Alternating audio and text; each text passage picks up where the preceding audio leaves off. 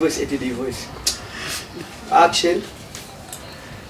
Bwana mama chumba tumekielewa na ndugu yangu hapa tayari namuona kabisa hana kipingamizi chochote. Kwa hiyo kilichobaki hapa ndugu yangu bila kuchelewesha muda lipa tumalize. Maana tushazunguka sana. Yangu. Yaani tumezunguka mamangu wewe acha tu. Poleni sana. Se. Sawa. Na vipi mkataba si unanipa leo? Wewe usijali hivyo vitu vidogo tu. Mkataba atakupa mama.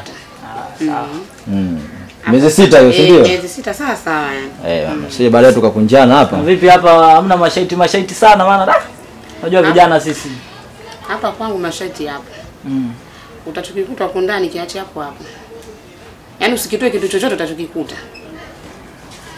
Yaani kawaida. Unajua kila nyumba ina masharti yake. Umeelewa bwana? Kwa hiyo sio masuala yale sio nini unakuwa mwanaume mbea huko ndani haihitajiki kwa maana hiyo. Yangu unanijua ndio hicho. Kiache hapo hapo. Yaani kuongea. Ndio hicho. Ila kukitumia nini sawa? Au na lazima niulize ndugu yangu. Ndugu yangu, wewe ushaambia kitu cha huko ndani wewe ukikuta kiache kama kilivyo. Sasa nauliza ukiacha kama kilivyo sikigusa au usifanyaje? Basi sawa mama, ila shida naona. Kwa sababu maana kule napokaa kule. Na si leo naweza nikaingia. Samahani kidogo. Mnaingia hapo kwenye mazungumzo. Ndio maana nikauliza tu. Sasa.